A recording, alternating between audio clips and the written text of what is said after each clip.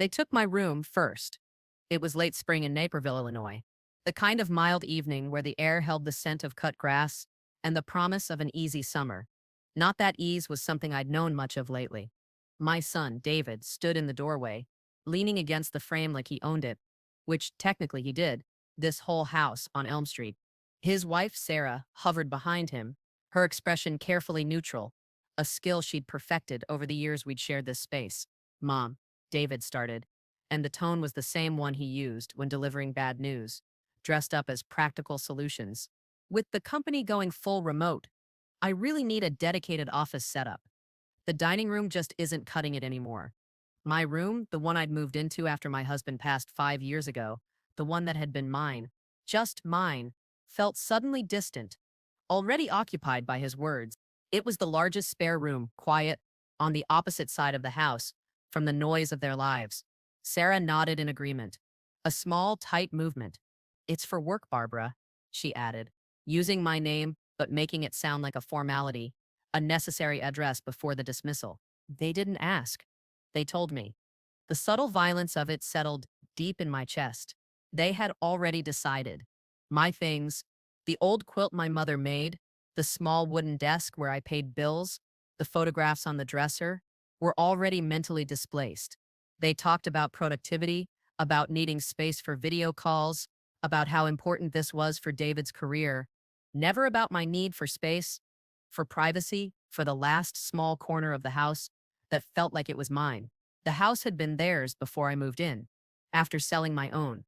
A practical solution, they'd said then too. Easier for everyone.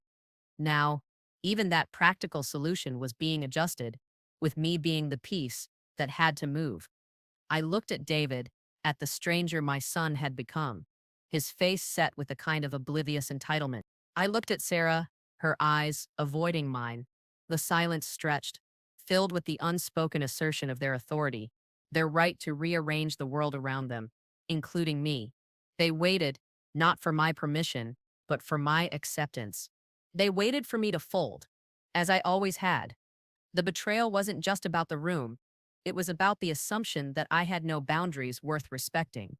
No claim to anything in this house. Not even the air I breathed in, the space designated for my sleep. If you've lived through something like this, let me know where you're watching from. I'm genuinely curious who else this resonates with. The next day, the process began. Sarah brought boxes, plain cardboard boxes, with packing tape already dangling from the edges. She placed them neatly in the center of my room, stacked 4 high, a silent monument to my impending eviction. David had already moved his large monitor and a tangle of black cables onto my desk. The familiar surface, usually holding a lamp and a stack of library books, was now taken over by the cold efficiency of technology. They didn't help me pack. Sarah offered a few perfunctory suggestions. Maybe you can use the guest room closet for some things. But mostly I was left alone with the boxes and the growing sense of being erased. I started with the books, lifting them one by one, feeling the weight of them, the stories and knowledge contained within the paper and glue. Each book placed in a box felt like a small burial. I packed the clothes, folding them neatly, remembering where I'd worn them, the occasions, the people I'd been with. My old wedding dress was in the back of the closet. I touched the plastic garment bag, a relic of a life that felt impossibly distant now. I didn't cry. The emotion was deeper than tears, a cold, hard knot in my stomach. It was a dismantling not just of a room, but of a life, piece by piece. David would walk by sometimes, glancing in, offering a brief, "making progress," or "let me know if you need anything," but his words felt hollow, a script he was performing to maintain the illusion of consideration. He never stepped inside to help, never lifted a box, never asked how I felt about losing the last place that was truly mine. Sarah was efficient and detached. She measured the walls, talking on her phone to an office supply company about ergonomic chairs and standing desks. Her voice was bright, businesslike, filling the space that had once held my quiet reading and contemplation. The room was no longer mine, it was already hers, theirs, a future office before I had even finished packing the present. I found a small framed photograph on the nightstand, one of David as a boy missing a front tooth, beaming. I picked it up, tracing the outline of his face with my thumb. Where had that boy gone? The boy who used to climb into my lap, who needed me He was replaced by this man who needed my room and saw no conflict in taking it. I packed the photograph last, placing it gently on top of the books in a box, sealing it with tape. Another small burial. The room was bare now, except for the bed and the dresser. The boxes stood in silent rows, waiting to be moved.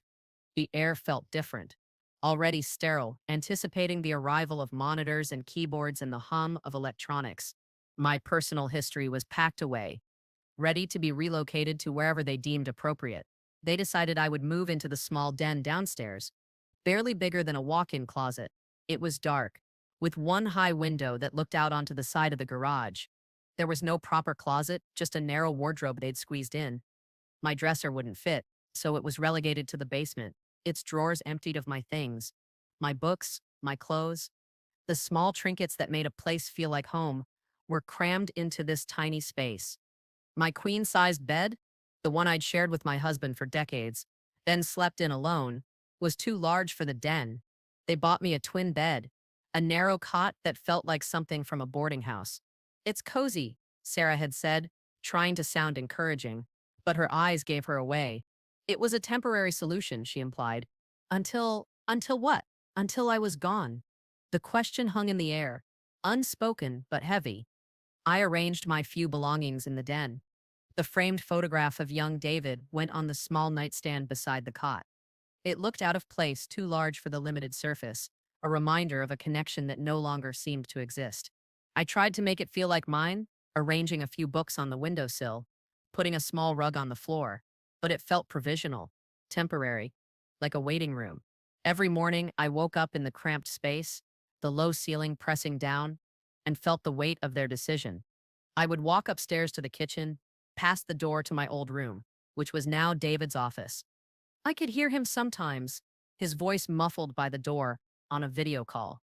The sounds were alien, business jargon and forced laughter, filling the space that had once held my quiet routines.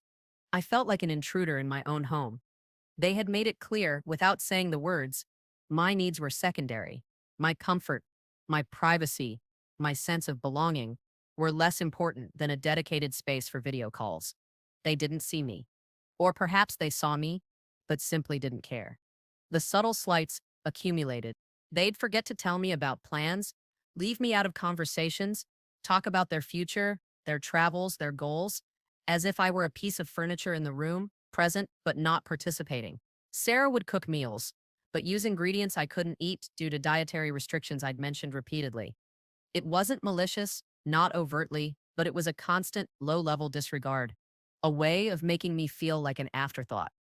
One evening, David mentioned upgrading his gaming setup. "Got the new PlayStation 5 pre-ordered," he said, his eyes bright with enthusiasm, talking to Sarah across the dinner table. "It's going to be amazing on the big screen in the living room." The living room, the one space where I sometimes felt I could relax.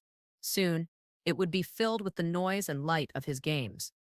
Another encroachment, another piece of shared space claimed for his use. The quiet resentment in my gut began to harden. It wasn't just about the room anymore. It was about the casual cruelty of being made invisible in the place you live by the people you love. It was about the slow erosion of dignity.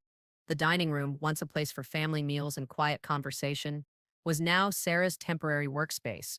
Laptops, notebooks, and half-empty coffee cups cluttered the table. Dinner was often eaten on trays in the living room, hunched over my narrow cot or squeezed onto a corner of the sofa, while David played games or Sarah watched shows on her tablet.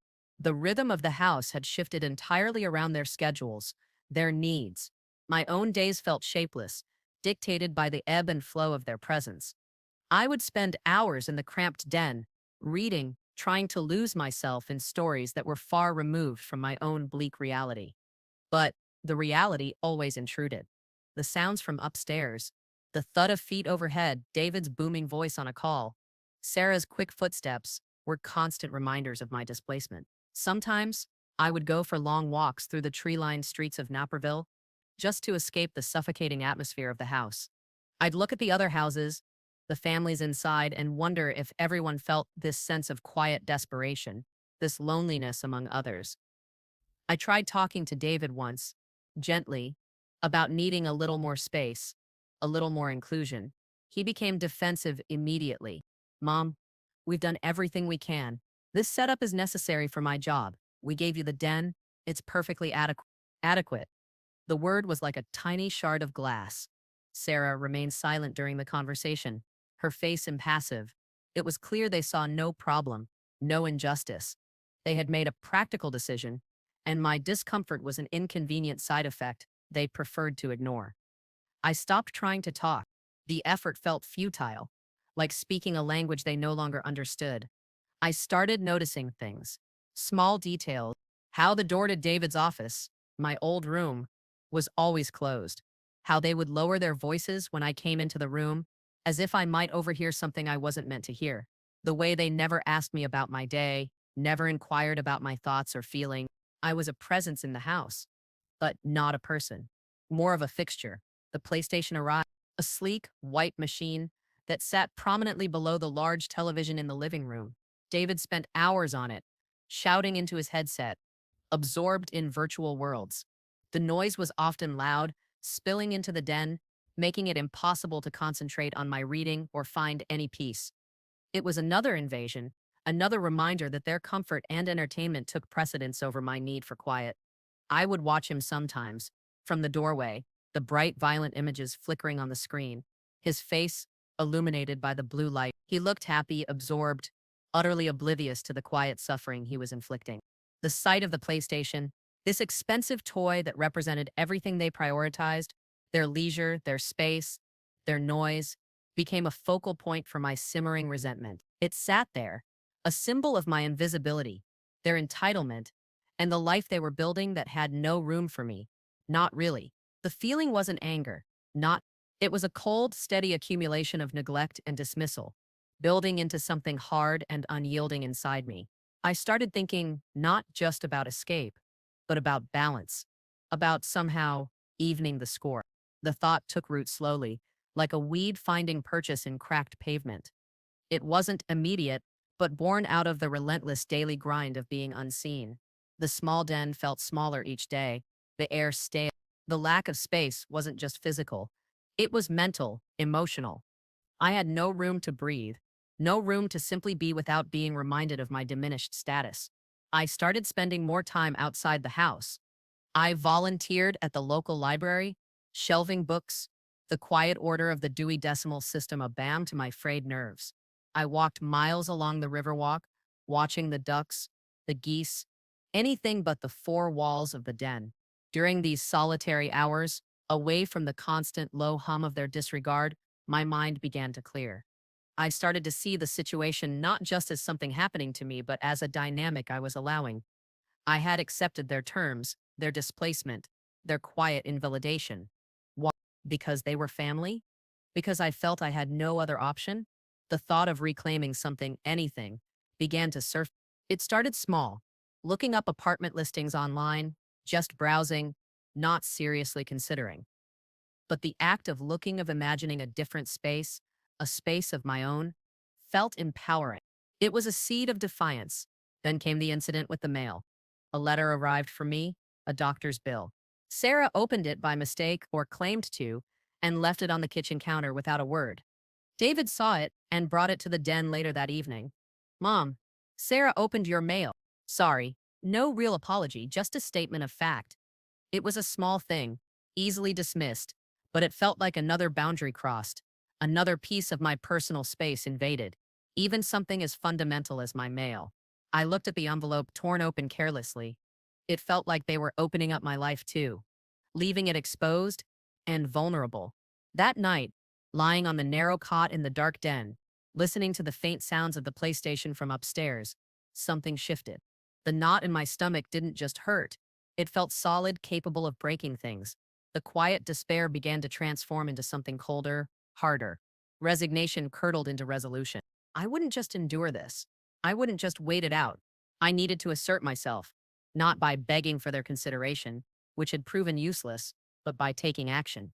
I thought about the room they had taken, the comfort they enjoyed at my expense. I thought about the symbols of their life, their priorities, that now filled the house, the PlayStation in the living room, and his bed, the large, comfortable bed in his room, the one I had given up. It wasn't just about revenge, it was about imbalance. They had taken my space, my comfort, my dignity. I needed to take something back, something that mattered to them. The idea solidified, clear and sharp in my mind. It wouldn't be a conversation, it would be an action, a physical assertion of my own existence and boundaries. The decision wasn't made in anger, but with a quiet, almost clinical certainty. I would reclaim a piece of what they had taken, in a way they would understand. This was the turning point. The plan formed in the quiet hours of the den, while David and Sarah were engrossed in their lives upstairs. It wasn't complex. It relied on opportunity and their predictable habits. David worked long hours in his new office, emerging only for meals and sometimes to play games. Sarah had her own demanding job, often staying late in her temporary dining room setup or out at networking events. They were often out of the house together on weekend evenings. I started watching their schedule more closely, not in a nosy way, but observing the patterns, the times when the house would be empty. I also started to think about the items themselves. The PlayStation was relatively small, easily carried. The bed was more complicated. It would require dismantling, moving. I couldn't do it alone. The thought of asking for help was daunting. My friends were mostly older, some with their own health issues. Who would help me with something like this? Then I thought of Brenda. Brenda worked at the library with me. She was younger, maybe late 40s, sharp, with a no-nonsense attitude, and a surprisingly strong build from years of lifting boxes of books. We'd talked sometimes after our shifts, sharing quiet complaints about life. I hadn't shared the full extent of my situation, but I'd hinted at family troubles, feeling undervalued. I decided to risk it. One afternoon, after we'd finished shelving a new delivery, I broached the subject hesitantly. Brenda, I started, my voice lower than usual. I need some help with something. Something difficult. I didn't explain everything at first, just that I needed to move some furniture, something important, and I needed it done without anyone else in the house knowing. Brenda looked at me, her expression serious. She saw the quiet desperation I was trying to hide. What kind of furniture, Barbara? She asked. I hesitated, then decided honesty, or at least partial honesty, was the best approach. It's a bed, and maybe something else. I explained the situation with the room, the displacement, the feeling of being invisible. I didn't mention the PlayStation yet, just the bed, framing it as reclaiming something they had taken from me. Brenda listened without interruption. When I finished, she was quiet for a moment. So, she said finally, her voice calm, you need to move a bed out of your son's office while he's not there. I nodded, feeling a blush creep up my neck. It sounded audacious, almost ridiculous, when I said it out loud. But Brenda didn't laugh, didn't judge. She just nodded slowly. Okay, she said. When? We discussed potential times, settling on a Saturday evening 2 weeks away, when David and Sarah had plans to attend a work dinner downtown. Brenda said she had a friend with a truck, someone reliable who occasionally did moving gigs. She would arrange it, a small flicker of hope, and something else, something akin to quiet anticipation began to stir within me. The plan was set in motion. I wasn't just enduring anymore, I was preparing to act. The day of the move arrived. It was a clear Saturday evening. David and Sarah left around 6, dressed for their dinner, giving me a perfunctory goodbye. The house felt vast and silent after the door closed behind them. A nervous energy hummed beneath my skin. I double-checked the time they were expected back, not until late. I waited 15 minutes, pacing the small den, my heart pounding. At precisely 6:30 p.m., Brenda's friend's truck pulled quietly into the driveway. It was a nondescript white van, not a flashy moving truck. Discreet. Brenda was with him. She introduced him simply as Mike. He was a quiet man, older than Brenda, with strong hands and a calm demeanor. They came inside, and I led them upstairs to David's office, the room that used to be mine. Seeing my old room again, filled with David's work setup, the large desk, the ergonomic chair, the second monitor on a stand, felt surreal. It was undeniably his space now. My photographs were gone, replaced by framed degrees and corporate awards, but the structure was the same. The walls, the window overlooking the backyard.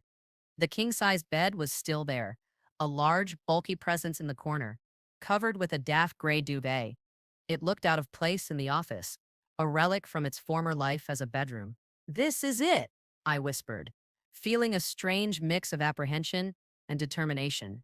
Mike nodded, assessing the bed. Looks like a standard frame. Should break down easy enough.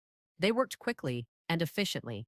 Mike began dismantling the bed frame, while Brenda helped me with the mattress and box spring. There was a quiet focus to their movements.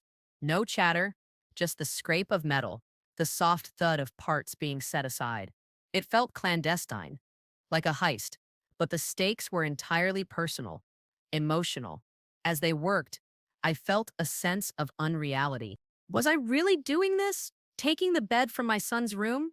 It felt transgressive, a violation of the unspoken rules that governed our strained cohabitation. But beneath that apprehension was a hardening resolve. This bed represented my lost comfort, my lost space. Taking it back felt necessary, a physical manifestation of my refusal to be completely erased. We managed to get the mattress and box spring out first, maneuvering them carefully down the stairs. Then came the frame, piece by piece. It was heavy, awkward, requiring all three of us to manage the larger sections. We carried it out to the truck, the cool evening air a welcome contrast to the tension inside. Once the bed was loaded, Mike closed the back of the truck. Brenda looked at me. Anything else, Barbara? She asked gently. I hesitated. The PlayStation. It wasn't part of the original plan I'd shared with Brenda, but the opportunity was here. Taking the bed felt significant, a disruption of their comfort. Taking the PlayStation felt different, more targeted at David's leisure, another piece of his claimed space. It was downstairs, in the living room, visible and accessible. There. One more thing, I said, my voice low, downstairs. A game console. Brenda's eyebrows lifted slightly, but she didn't question it. Show us, she said. We went downstairs. The living room was neat, impersonal. The large television dominated one wall.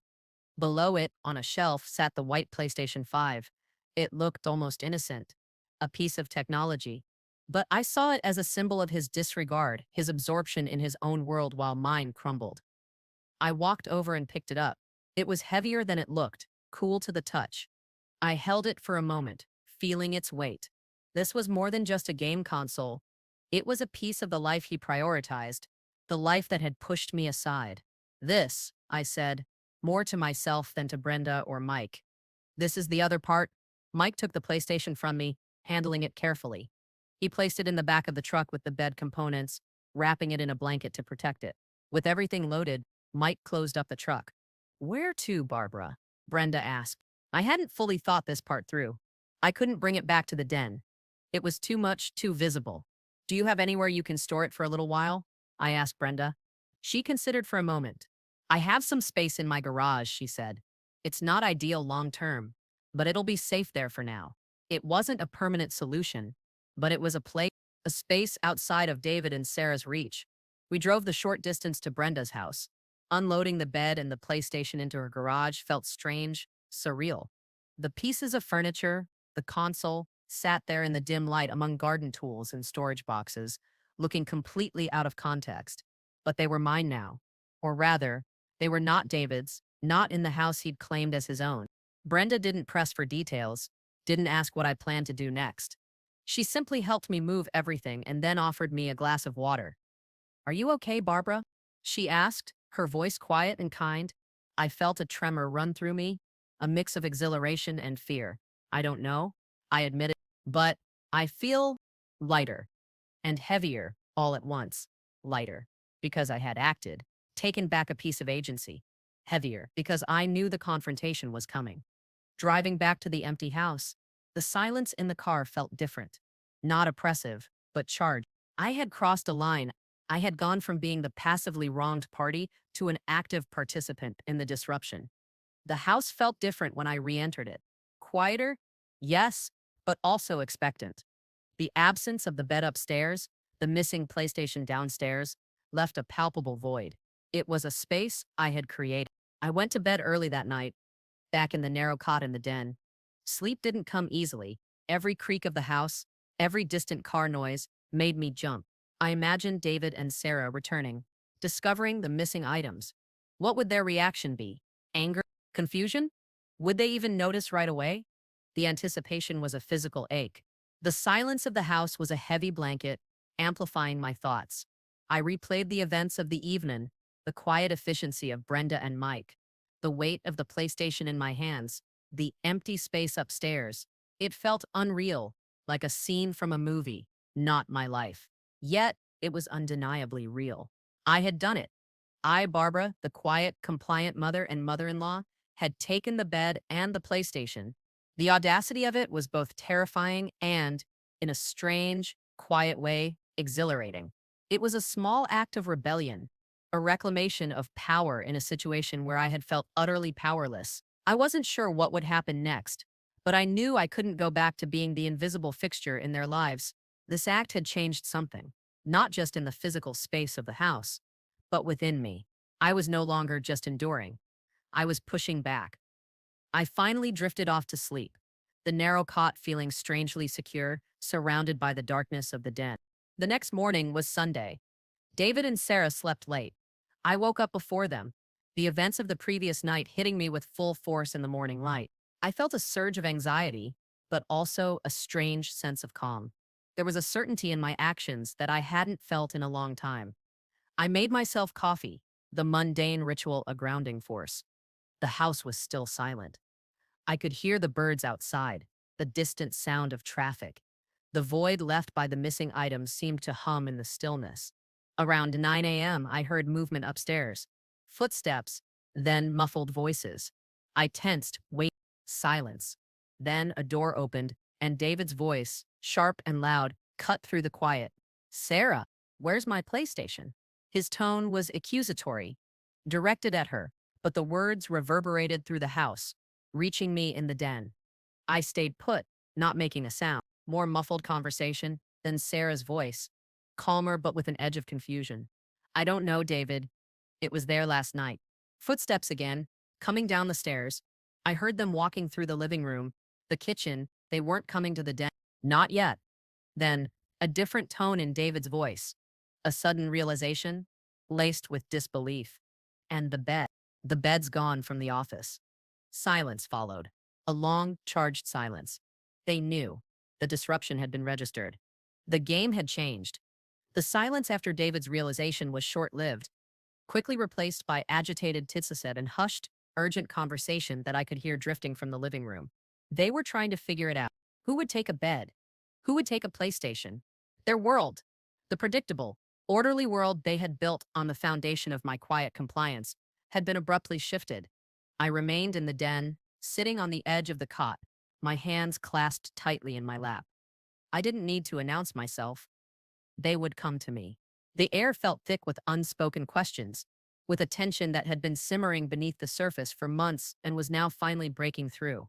After what felt like an eternity but was probably only 10 minutes, David appeared in the doorway of the den. His face was a mixture of confusion and anger. Sarah was behind him, her expression tight, wary. "Mom?" David's voice was strained. Did you see anything last night? Was anyone here?" He was clearly fishing, not ready to confront the obvious possibility. I met his gaze steadily. I didn't look away. "I was here," I said simply. My voice was calm, level. It wasn't a confession, just a statement of fact. David's eyes narrowed. He knew. The bed, the PlayStation. "They're gone," he said, stating the obvious, waiting for my denial, my confusion, anything but the quiet certainty in my demeanor. "Yes," I replied. "They are." Sarah stepped forward slightly. "Barbara, what is going on? Where did they go?" Her voice was sharper now, less guarded. I took a breath. This was it. The moment of reckoning. "They're not here anymore," I said. "I took them." The words hung in the air. David stared at me, his mouth slightly open. Sarah looked shocked. They seemed genuinely blindsided, unable to comprehend that I was capable of such an action. "You, you took them?" David sputtered. "Why? Why would you do that?" "Because," I said, my voice still quiet but firm, "you took my room. You took my space, my comfort, my privacy. You made it clear that your needs were the only ones that mattered in this house." I didn't raise my voice. There was no need for shouting.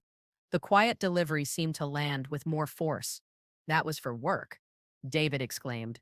"I needed an office. And I needed a room," I replied. "A place that was mine. a place to sleep that wasn't a cot in a closet. You took that from me. So I took something from you. I looked at the space around me, the cramped den. This is not living, David. This is being stored. Sarah spoke, her voice regaining some composure, tinged with disbelief. But the PlayStation? What does that have to do with anything? It's a symbol, I said, like the bed was. Symbols of what you value, what you prioritize. It's about balance, or rather, the lack of it. The confrontation wasn't loud or dramatic in the way you might expect. It was heavy with unspoken history, with months of accumulated neglect and silent resentment. They looked at me, not seeing the quiet, compliant mother they were used to, but someone different. Someone who had finally drawn a line. The power dynamic in the room had shifted. It wasn't about who was louder or angrier. It was about who was standing on solid ground. And for the first time in a long time, that felt like it was me. They didn't threaten or shout. They seemed too stunned. They just stood there, in the doorway, looking at me in my small, dark den, realizing that their practical solution had created a problem they hadn't anticipated. The silence returned, but this time, it felt different. It felt like a pause before the next move, a recognition that the rules of the house had fundamentally changed. David tried to argue, to rationalize. He talked about the cost of the PlayStation, the inconvenience of not having his bed. It was all about the physical objects, the practical consequences for him. He couldn't seem to grasp the emotional weight of what I had done or the reasons behind it. It's just a room, Mom, he repeated, frustration creeping into his voice. Why are you making such a big deal out of this? It wasn't just a room, David. I said patiently, it was my home within your home. It was the last place where I had a sense of personal space and dignity. Sarah remained quieter, observing, occasionally interjecting with practical questions. Where did you take them, Barbara? We need to know. I hesitated for a moment. Should I tell them? What would that achieve? Their knowing wouldn't change the situation, only potentially escalate their efforts to retrieve the items immediately. They are somewhere safe, I said finally. Somewhere they will stay until we can come to a different arrangement. What kind of different arrangement? David demanded. I need my bed. I need my office. And I need a home, I said, my voice steady. A real home, with space and privacy and a sense of belonging. I looked from David to Sarah. This can't continue, I stated. Living like this in this den with no space of my own, being treated as an afterthought. It's not sustainable for any of us. I didn't ask for anything. I didn't make demands. I simply stated the reality, the problem they had created, and that I was no longer willing to accept. The items I had taken were not the goal. They were leverage, a way to force a conversation that they had refused to have. They left the den eventually, retreating upstairs to talk privately. I could hear the murmur of their voices, the occasional raised tone. They were strategizing, trying to figure out how to deal with this unexpected obstacle. I didn't feel triumphant. Not exactly. There was no joy in causing distress to my son. But there was a quiet satisfaction in finally being seen, in forcing them to confront the consequences of their actions. Later that day, David knocked on the den door again. He was alone this time. He looked less angry, more weary. Mom, he said, his voice softer. Can we talk? Properly. It was a small step, but it was a step. He wasn't just demanding his things back. He was asking to talk. Yes, David, I said. We can talk. He came in and sat awkwardly on the edge of the cot. The space was so small, it felt even more cramped with both of us in it. I didn't realize, he started, then trailed off. I knew he didn't fully realize, not on an emotional level. He saw the logistics, the inconvenience, but not the depth of the hurt. It's not just about the room, David, I said gently. It's about how you've made me feel. Like I don't matter here. Like my needs are an inconvenience. He looked down at his hands. The silence stretched again, but this time it felt less charged with conflict and more with a hesitant acknowledgement of the gap between us. What do you want, Mom? He finally asked, his voice low. It was the question I had been waiting for, the one I couldn't have asked myself. This time, the answer wasn't about taking things away, it was about building something new. I didn't immediately lay out a list of demands. That wasn't the point. The point was to shift the foundation, to make them understand that the current arrangement was untenable. David sat on the edge of the cot, waiting. Sarah stayed upstairs, the silence from that part of the house suggesting she was waiting too, perhaps listening. "What I want," I said, speaking slowly, choosing my words carefully, "is for us to find a way to live together or separately, with mutual respect." It was a simple statement, but it held the weight of everything that had happened. I can't live like this anymore, David. In this space, feeling like I'm in the way, it's affecting my health, my well-being. I saw a flicker of concern in his eyes. Maybe he was starting to see beyond the missing PlayStation and the bed. "What does that mean, separately?" he asked, his voice uncertain. "It means," I explained, "that maybe the best solution is for me to find my own place, a small apartment. Somewhere I can have my own space, my own privacy, where I feel like I belong." The words hung in the air. It was something I had only dared to think in the privacy of my own mind, browsing listings online. Saying it out loud made it real. David looked troubled. But, but we thought this was easier. For everyone. Easier for you, perhaps, I said gently. Not for me, not in the long run. I didn't blame him. Not entirely. He and Sarah had their lives, their careers, their plans. I understood that. But my life mattered too. If I were to find my own place, I continued, outlining the possibilities, I would need help, moving costs, security deposit. It's not something I can do entirely on my own. I wasn't asking for charity, but for assistance in undoing the situation they had created. I wasn't demanding that they fund my entire life, but that they contribute to my transition to an independent living situation. This felt like a more constructive use of the leverage I had created. The PlayStation and the bed were bargaining chips, symbols of the imbalance. But the real goal was securing my own future, my own space. David was quiet for a long time, processing this. It was a bigger conversation than he had anticipated, going beyond just the missing items. It was about the fundamental living arrangement, about my future, about our relationship. "Let me talk to Sarah," he said finally, standing up from the cot. He looked drained, the initial anger replaced by a hesitant consideration. "We need to think about this." He left the den, the door remaining open this time. It was a small detail, but it felt significant. A crack in the wall they had built between us. I heard him talking to Sarah upstairs, the conversation sounding more serious, less accusatory. I had planted a seed. The quiet act of taking the items had forced a necessary, painful conversation about my place in their lives, or my need to find my own place outside of it. The shift had occurred. I was no longer just the mother living in the den. I was an individual with needs and a voice, negotiating my own future.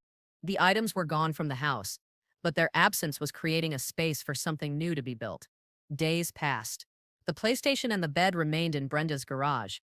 David and Sarah didn't push me for their immediate return. The atmosphere in the house was tense, but different. The casual disregard was gone, replaced by an awkward awareness. They walked on eggshells around me. David was quieter, less boisterous. Even when he was wussing or talking to Sarah, Sarah seemed less detached, occasionally asking me if I needed anything, if I was comfortable. It was a fragile truce, born out of the disruption I had caused. We had more conversations, stilted and difficult at first, then gradually finding a rhythm. We talked about apartments I was looking at online, about the cost of living in Naperville, about the logistics of moving. David even offered to help me look at places, a small gesture that felt like a significant olive branch. He had clearly talked to Sarah, and they were reluctantly, perhaps, accepting the reality that I would be leaving. My taking the items had not just been an act of rebellion, it had been the catalyst for change that none of us had had the courage to initiate. Brenda checked in with me regularly, asking how things were going. She didn't offer advice, just listened. Having someone outside the situation to talk to was invaluable. She was practical and supportive, grounding me when the anxiety felt overwhelming. I found a small apartment in a quiet complex, not far from the library. It was modest, but it had its own bedroom, a small living area, a tiny kitchen. It was entirely my own space. Signing the lease felt like signing a declaration of independence. It was terrifying and exhilarating. David and Sarah helped with the security deposit and the first month's rent, a quiet acknowledgement of their part in pushing me towards this. It wasn't charity, It felt more like a delayed recognition of their responsibility, a way of making amends without ever explicitly apologizing for the past. As the moving day approached, David came to the den. He looked hesitant. Mom, he said. About the things. He meant the PlayStation and the bed. What do you want to do? The PlayStation, I said. You can have that back. It's yours. I just needed you to understand what it felt like to lose something that was important to you. He nodded a small, almost imperceptible movement. And the bed? He asked. The bed, I said, looking at my narrow cot. I don't need it anymore. I have my own bed now. I had decided I would sell it or donate it. It represented a painful chapter, and I didn't want to bring that energy into my new space. David seemed relieved. He didn't ask where they were, didn't press for details. The specifics no longer mattered as much as the outcome. The day I moved out of the house on Elm Street, it was another mild day in Naperville. David and Sarah were there, helping load boxes into a small moving truck David had rented. There was a quiet solemnity to the process. No grand pronouncements, no dramatic farewells, just the physical act of disentangling my life from theirs. As I left the house for the last time, I didn't look back. I drove to my new apartment, a small, quiet space filled with boxes. Unpacking felt different this time. Each item I took out felt like I was reclaiming a part of myself. My books went onto my own bookshelves, my photographs onto my own wall. The small wooden desk from my old room was there, fitting perfectly into a corner. It felt like home, flew mine. A few weeks later, I received a text message from David. It was short. The PlayStation is back. Thanks, Mom. And I'm sorry for everything. It wasn't a full accounting, but it was an acknowledgement. A quiet message reaching across the distance we had created, and were now beginning to bridge from our separate spaces. I didn't reply immediately.